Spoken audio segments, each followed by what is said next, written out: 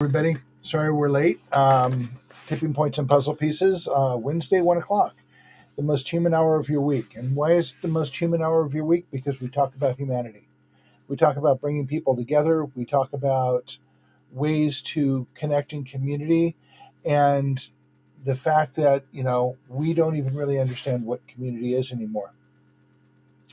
So Marwan is sick and is possibly going to try and come on, but he's been fighting being ill for a couple of weeks. I'm very sorry about the background. My camera's being very funky today. I'm going to try and figure out what the problem is before next week. The sad part is that Marwan has the footage from Stone Soup that he was editing together, so we could talk about that a little bit, which would be building on this. But that's not going to happen today. So I am going to try and put together something very special for next week, which will be both about food and about gardening and about community. And so let's talk today a little bit. There's so many things I want to say, and it would be so much easier if Marwan and I were talking because it gives you a better perspective than just me talking. And but to that end, I want to tell a little story. I spend a lot of time talking to a lot of people, as you might imagine. We actually do community work with the community all over, whoever you are, wherever you are. We talk to anybody and everybody. We're about pushing community gardens. We'll talk about why that's important and why the Food for All project is important. But before I get there, I've been talking about community gardens for a long time, and I met a gentleman who does this. He lives in Kitsap Peninsula, and he and his family do a garden for their entire neighborhood. And they engage with a farmer that lives close to them, and they grow tomatoes and peppers and cucumbers and zucchini, and they give it to their neighborhood. And they ask their neighbors every year, "What do you want to eat this year? What do you want us to grow?" And they grow it for them. And I was talking to him about coming forward and going to an event we're planning in March and another one we're planning in May, and talking about his experience giving to the community. And he went and talked to his wife about it and the farmer about it. And he came back to me saying, I was shocked that in this conversation, we did not see eye to eye on this. And this is the truth about communication and community and relationship in this world. We all have different experiences. We all think different ways. And when we're in a relationship with somebody for many, many, many years, we kind of think they think like we do until you come up to a point where they're going, "What are you, crazy? Or why would I do this? Why would I think this way?" And that's what he ran into. What the feedback he got is, "We're doing this here. Why would we talk to anybody in Bremerton or Bainbridge Island? They don't matter to us. We're doing this for our neighborhood." And therein lies an example of the thinking.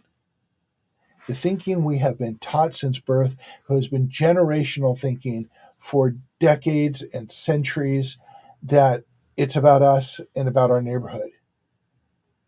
What everyone is not recognizing yet, though it's going to become painfully obvious in the near future, is we are all interconnected. What happens in one spot happens to all spots eventually. We do not live in a bubble.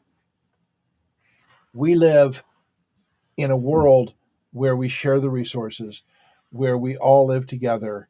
And while we are taught to ignore that, and we are taught to protect our own and hold on to our own, we do not thrive until we thrive together. And that is why things are getting worse and worse and worse. Now, I had a conversation about this many times. I did the presentation about the economy, about how money is changed in view, how we've gone from one place to another. And it's not all about capitalism. That's just a symptom of the whole.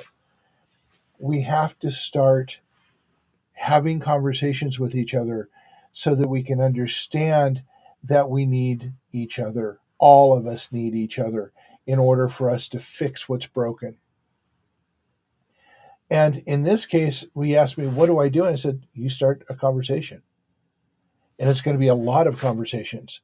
And you try and understand why this person who's close to you feels that they can't do more than they can do. And and all of us feel that way or know people that feel that way. It's all of our culture. We are all constantly being we're constantly all making ourselves smaller. We are not connecting to people. The internet did not help. The information age exacerbated the problem and accelerated the deterioration. And it's not because we're walking around our cell phones. Trust me, that's a huge problem too.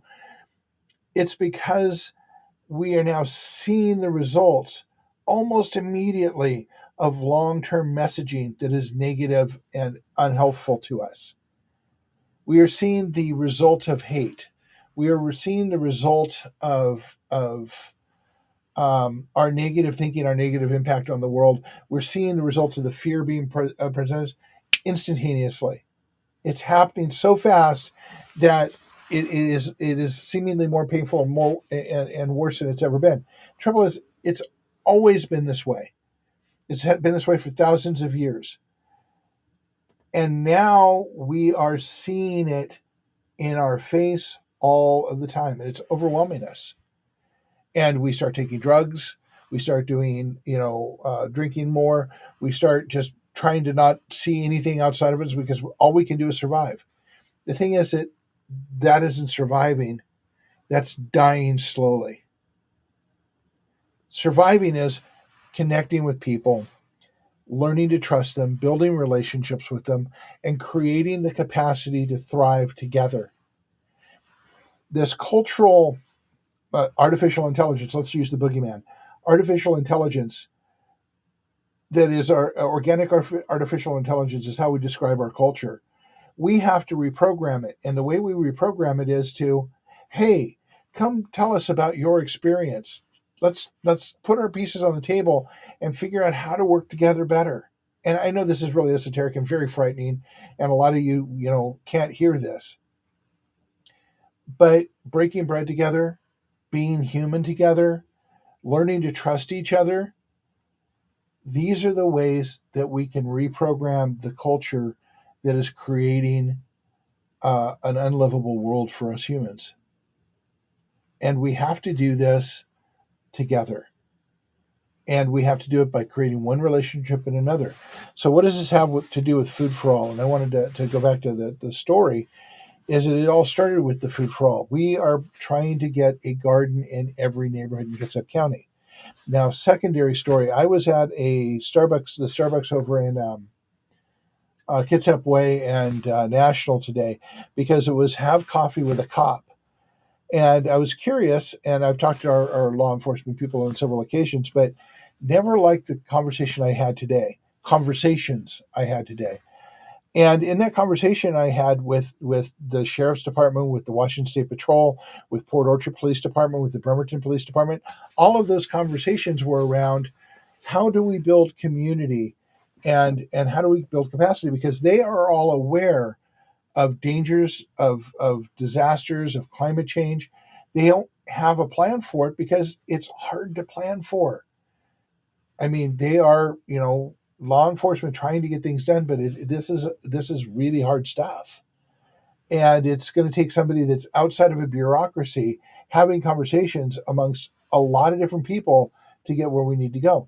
But when I started saying we want to have people creating gardens together, all in every neighborhood in Kitsap County, to create food security and to create relationships and to create the ability to work together to change things, they were all pretty excited about it. They thought it was a pretty keen idea. And that allowed us to start another conversation about how law enforcement can integrate back into the community and stop being distrusted by everybody. And the other day I put a word up on the Kitsap Resiliency Project page, discernment. And I have not put one up today, but I will. And the thing is that we hear a lot of bad things about police officers. We hear a lot of bad things about how the police act with people of color. We hear a lot of bad things about police integrated with community and or not integrated with community, about the militarization of police. And there is truth in this. but it is not true universally. Um, and we need to see that, and that requires discernment, the ability to see beyond what we've heard and to understand the truth of the statement.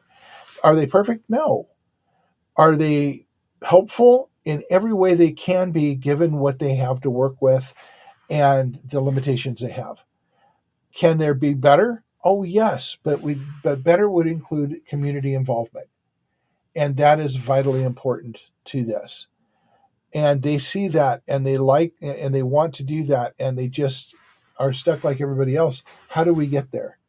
And that's where this conversation that Marwan and I have, and that I'm working on today with you, to get people closer together, to find ways through gardening, through conversation, through breaking bread, to create a space in which relationships can be built and communities founded.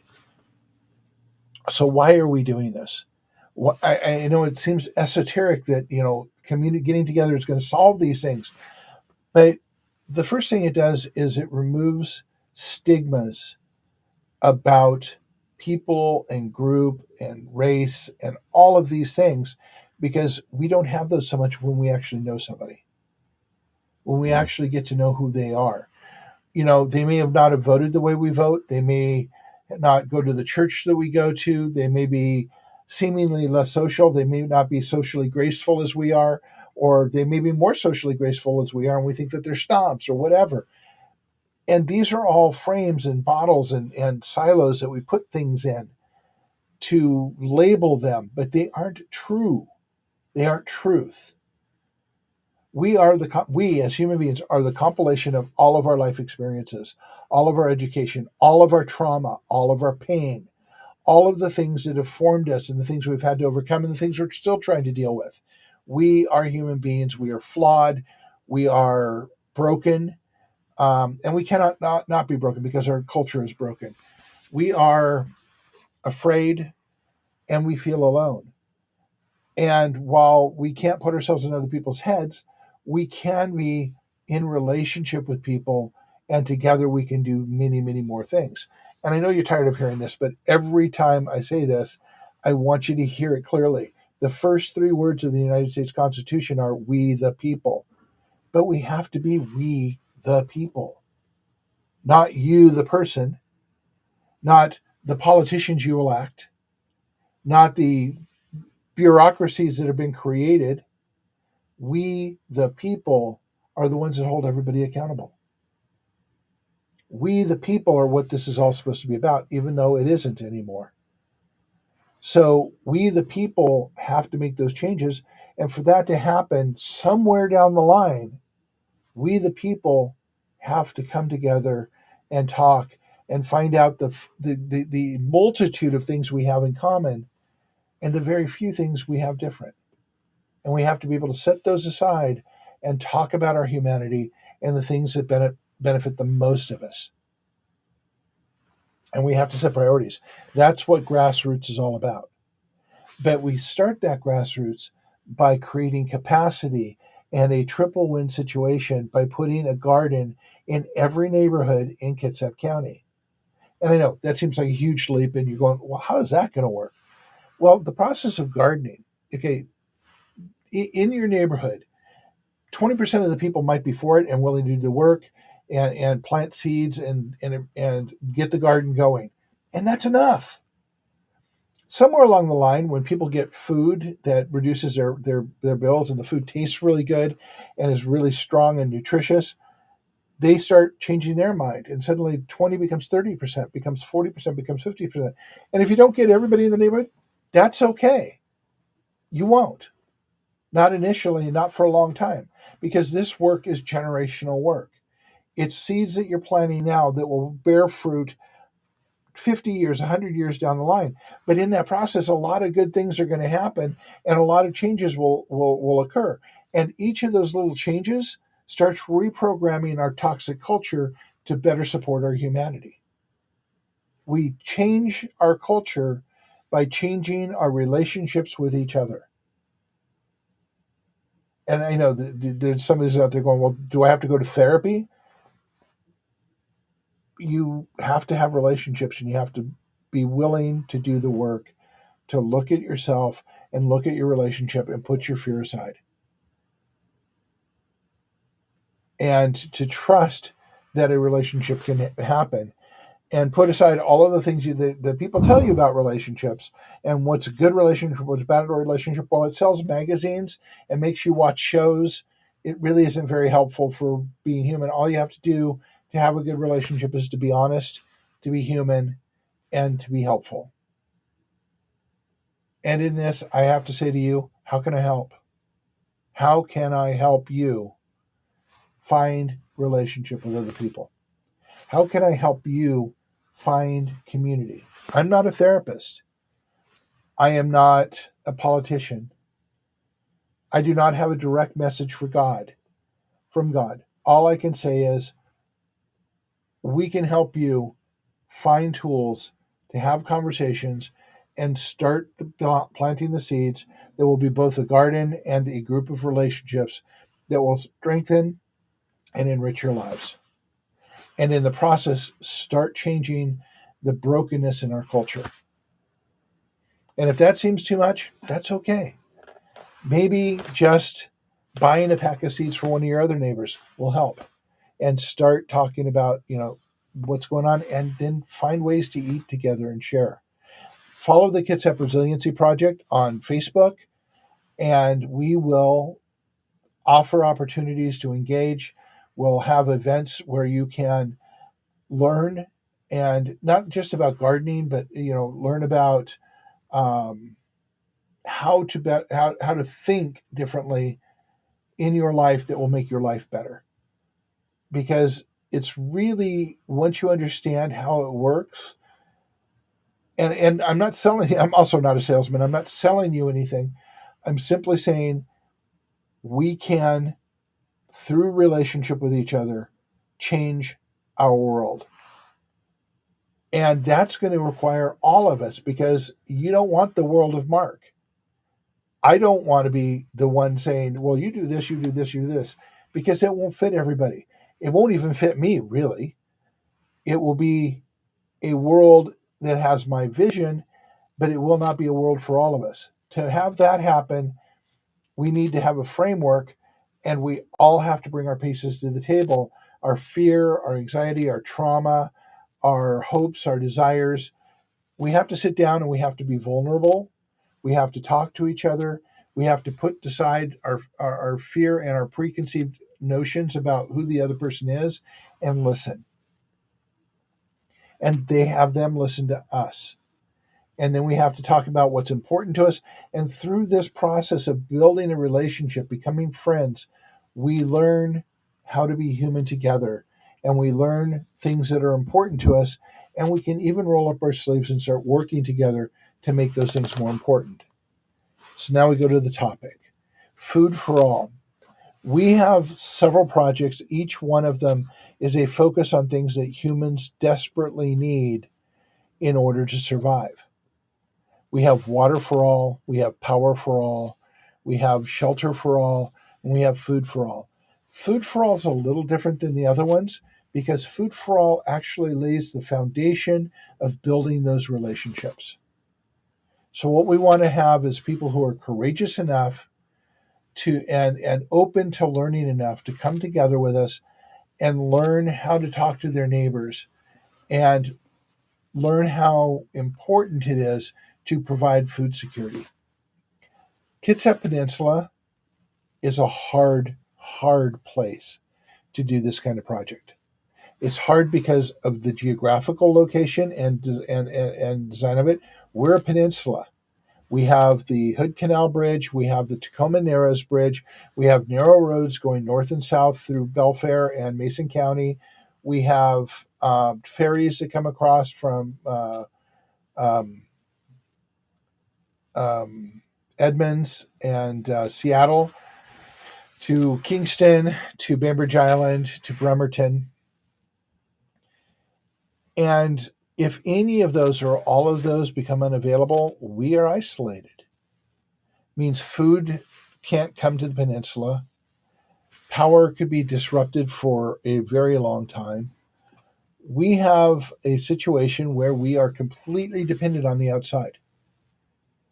And part of this is, as Kitsap County, and let me add the other two difficulties. We have people who are military here who come and go and aren't really invested in the county itself. They're doing their tour and they're leaving. We also have people that come to the county, that are in the county, that are predominantly commuters. They spend all of their time on the boat and traveling back and forth. They really aren't here to the degree as the of people who live here. And then you have a lot of people who live here, but you got to understand there aren't a tremendous amount of jobs here. So a lot of those people are service providers, are lower income people, are people just trying to survive, and that's getting harder and harder and harder as rents go up and up and up. So it's a hard place. And if anything happens, it gets way harder, way faster with lack of electricity, with lack of food shipping in, medication, all of those things become far harder and are going to devastate us. Together with gardening, we can start creating the food resources we need to have local food production and have that at least starting to be taken care of. There's another phase this is phase one of the Food for All. Phase two is actually creating grow centers here to grow on a mass scale to provide to stores, to create jobs and more resources. But right now, I want to talk about gardening. I want to talk about putting a garden in your neighborhood. And if you don't have the space to have a garden, look for the gardeners in your neighborhood and go ask them, how can I help you? How can I help you grow more so more people get fed? What can we do together to feed our neighborhood? And that's the place you start the conversation. So I know that this is, I started late and it's going to be a little bit short, but it's much easier when I'm talking to Marwan because we get this interaction and I don't really want to spend 45 minutes lecturing you. I've said pretty much what I need to say. I am really happy that the law officers in this county are so open and forthcoming and want to engage with people and want to do better, um, and want people to engage with them. It was a beautiful thing. But more importantly, they're engaging with each other. Different agencies work together. And that's something I did not know that I'm very happy to have heard. Um, I'm very happy that the person I talked to who had the conversation with the wife is willing to go back and have that conversation. And as long as it takes, or as many conversations you have to have, so they can come to the same page that their story being told to a lot of other people is very little to give for a whole lot of positive outcome. But what we really need is we need you guys to step up. We need you guys to show up. We need you guys to actually engage with us and with your neighborhood to become, superheroes and help feed your neighborhood, but also build the relationships that will form the future of Kitsap County and possibly the country and possibly the world. Because as humans come together and push toward human things, it can only be better for all of us. Thank you very much. Bless you all. And I look forward to meeting you, and I look forward to working with you, and I look forward to blooming vegetables throughout Kitsap County. Have a great day.